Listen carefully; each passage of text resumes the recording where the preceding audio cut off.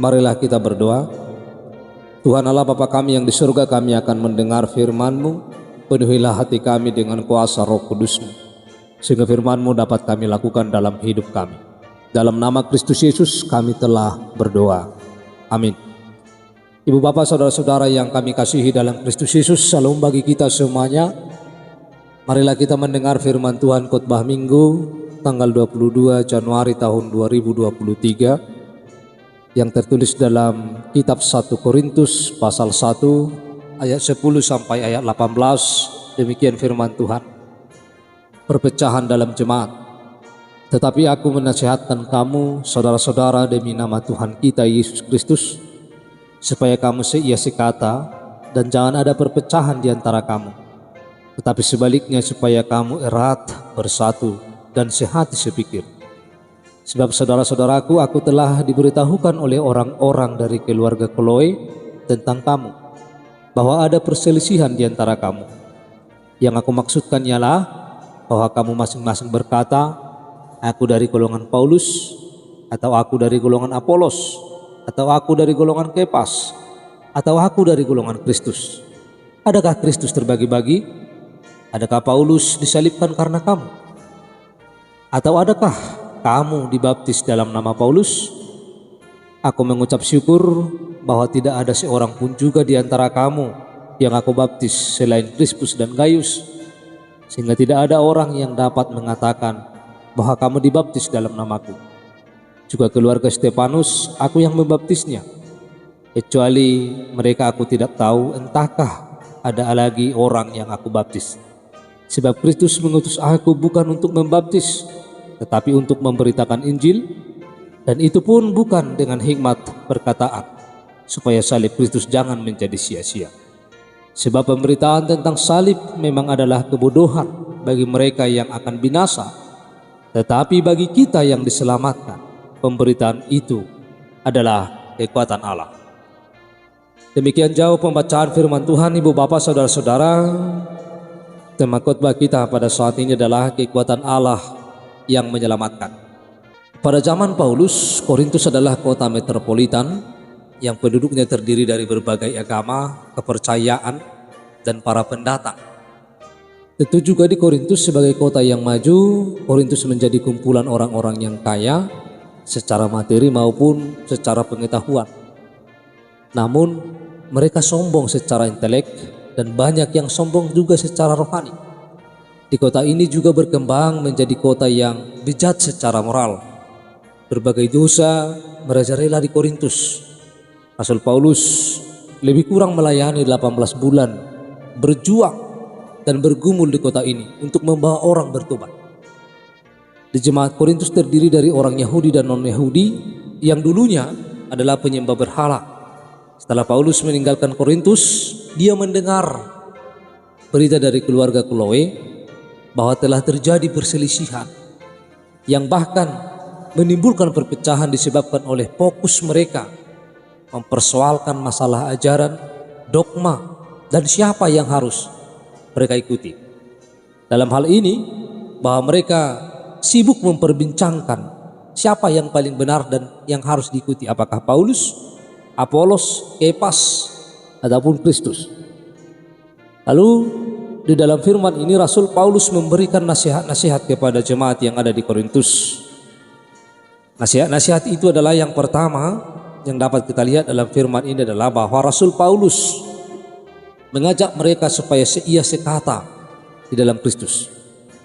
Seia sekata yang dimaksudkan oleh Paulus adalah kesatuan jemaat dalam pemberitaan dan pengajaran Injil yang murni, yaitu Injil yang tidak terkontaminasi oleh hikmat manusia. Selanjutnya juga Paulus menggunakan perkataan supaya mereka sehati sepikir dengan maksud agar jemaat Korintus memiliki kesatuan dalam pelayanan, sehingga mereka mampu memahami bahwa karunia-karunia berbeda yang mereka miliki harus dipakai untuk saling melengkapi sebagai sesama anggota tubuh Kristus dan demi kemuliaan nama Tuhan. Sehingga tidak ada yang menyombongkan diri karena ada karunia yang dia terima. Sebab karunia itu adalah pemberian Allah, sekalipun bahwa karunia itu adalah berbeda-beda. Tetapi mereka Di dalam karunia yang berbeda itu mereka harus saling melengkapi, saling menopang, saling mendukung di dalam semua karunia atau kelebihan yang mereka terima daripada Tuhan. Sehingga tidak ada perbedaan-perbedaan yang ada di antara mereka, tidak akan menimbulkan suatu perpecahan ketika bahwa perbedaan itu, ketika kelebihan dan karunia itu mereka pakai dan mereka gunakan untuk melayani Tuhan, sehingga tidak terjadi perpecahan. Lalu yang kedua, ada di jemaat itu adalah yang mengidolakan seseorang. Dan ketika terjadi mengidolakan seseorang, maka ini adalah akan merusak persekutuan. Korintus pada umumnya sangat bangga akan kemampuan intelektual yang mereka miliki, dengan latar belakang pengetahuan yang mereka miliki. Jemaat Korintus adalah jemaat yang memiliki kebudayaan yang tinggi dan kritis.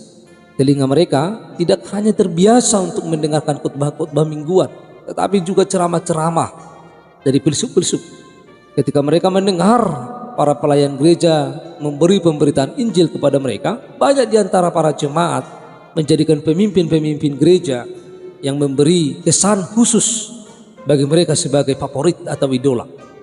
Para jemaat sibuk membuat kelompok masing-masing. Ada yang mengatakan mereka adalah golongan Paulus, ada yang mengatakan golongan Apolos, dan ada yang mengatakan mereka adalah golongan Kepas. Bahkan ada pula yang menamakan kelompok mereka adalah sebagai golongan Kristus.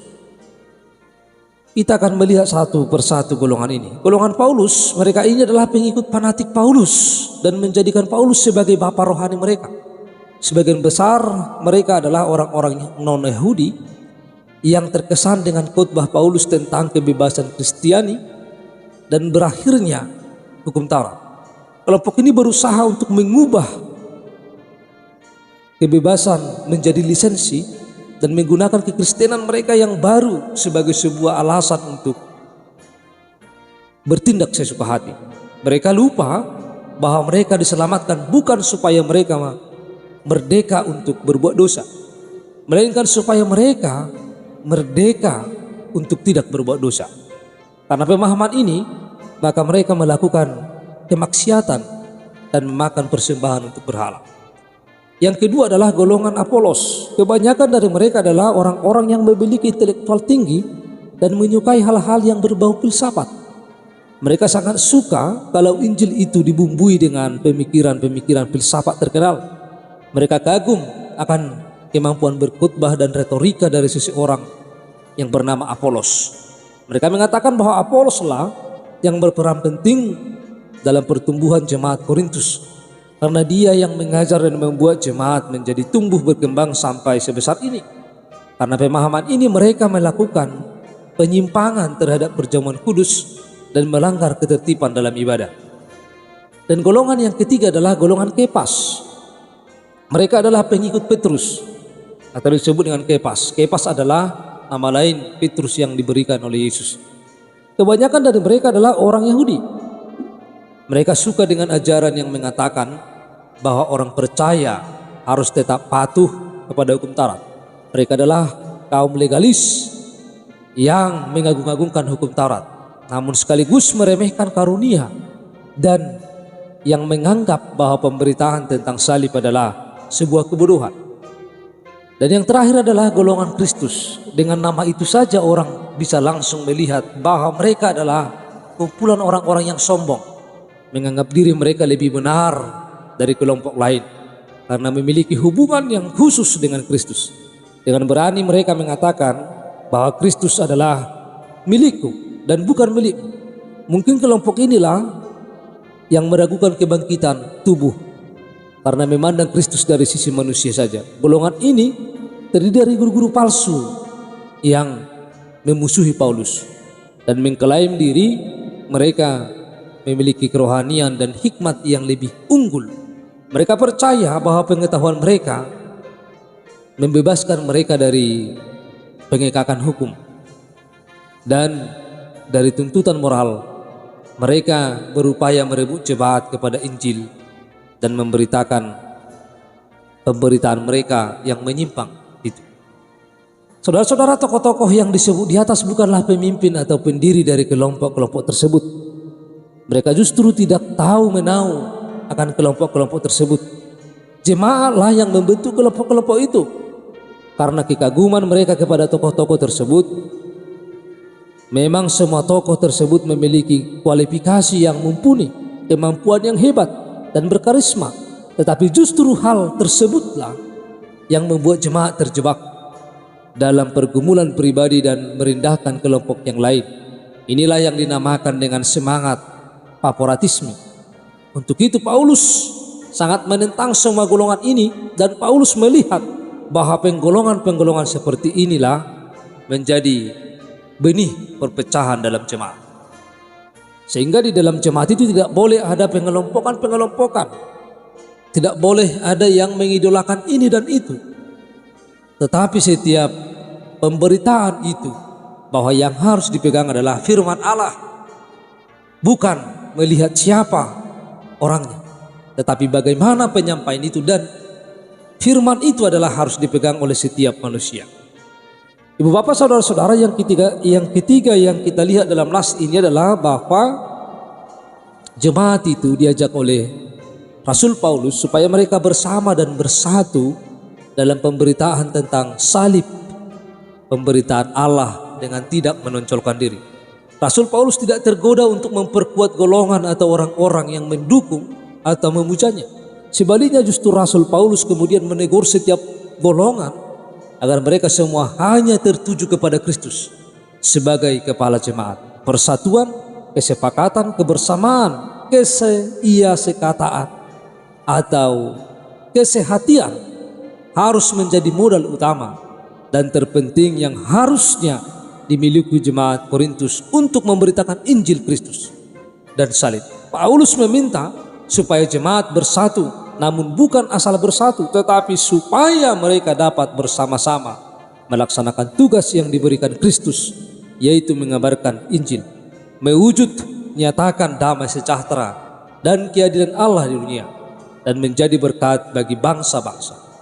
Paulus sendiri mengungkapkan bahwa dia melayani Tuhan bukan supaya dia ditinggikan dan dipuji-puji, melainkan agar Tuhan yang dipermuliakan. Paulus pernah membaptis Krispus dan Gaius yang pada akhirnya menjadi rekan sepelayanannya. Paulus mengingatkan Krispus dan Gaius, apabila mereka membaptis orang lain, hendaklah mereka membaptis dalam nama Bapa, Yesus Kristus dan Roh Kudus, bukan di dalam namanya. Agar dengan demikian nama Tuhan Yesus semakin dipermuliakan melalui pelayanan mereka. Hal ini sesuai dengan perintah Tuhan kepada Paulus bahwa dia diutus untuk memberitakan Injil kepada setiap orang. Dengan demikian salib Kristus tidak menjadi sia-sia, melainkan menjadi jalan keselamatan dan sumber berkat bagi yang menerimanya. Bapak saudara-saudara, bahwa Rasul Paulus memusatkan perhatiannya pada pemberitaan Injil dan salib Kristus. Itulah yang menyelamatkan, itulah berita yang harus disampaikan. Sehingga berita yang disampaikan itu, yaitu Injil, adalah akan menjadi kekuatan Allah yang menyelamatkan. Pemberitaan Injil tentang Yesus itulah kekuatan Allah yang akan menyelamatkan setiap hidup manusia.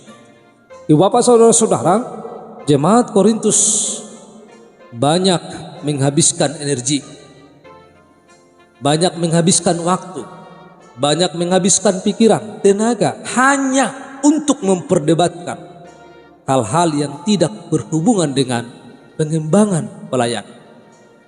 Mereka sibuk dengan berdebat. Mereka menghabiskan waktunya dengan perdebatan. Siapakah di antara mereka yang paling benar? Apakah karena mereka mengikuti Paulus, Apolos, Kefas, dan golongan Kristus? Yang seharusnya bahwa kehidupan kekristenan adalah bukan soal perdebatan. Kekristenan adalah bukan soal perdebatan, tetapi kekristenan adalah soal bagaimana persekutuannya dan penyembahannya kepada Tuhan. Itu yang sebenarnya yang harus mereka lakukan. Apa yang dapat mereka berikan, apa yang dapat mereka lakukan, karunia yang Tuhan berikan bagi mereka, ketika mereka memakai dan menggunakan itu untuk pelayanan, untuk persekutuan. Itulah yang dikehendaki oleh Tuhan, bukan justru memperdebatkan hal-hal yang tidak penting dalam kehidupan. Oleh karena itu bahwa seharusnya bahwa mereka harus ikut serta memberitakan Injil, tidak memperdebatkan hal-hal yang tidak penting dan hal-hal yang sepele. Tugas memberitakan Injil adalah tugas setiap orang yang percaya kepada Tuhan. Paulus menasihatkan jemaat Korintus dan kita sebagai orang yang percaya agar kita semuanya juga mampu memberitakan Injil itu kepada sesama kita. Pemberitaan Injil itu yang kita beritakan itu, itulah yang menyelamatkan. Itulah kekuatan Allah yang menyelamatkan setiap manusia. Oleh karena itu, bahwa kehidupan kita sebagai orang Kristen adalah yang lebih utama bukan perdebatannya, tetapi yang lebih utama adalah bagaimana persekutuannya, bagaimana penyembahannya. Sehingga itu adalah menjadi kekuatan Allah yang menyelamatkan setiap orang yang percaya. Amin, kita berdoa. Tuhan Allah Bapa kami yang di surga, kami telah mendengar firman-Mu. Penuhilah hati kami dengan kuasa Roh Kudus-Mu, sehingga firman-Mu dapat kami lakukan di dalam setiap kehidupan kami. Sehingga persekutuan kami kepada Tuhan semakin nyata, dan persekutuan kami kepada Tuhan membawa kami kepada damai sejahtera. Di dalam nama Kristus Yesus kami telah berdoa. Amin.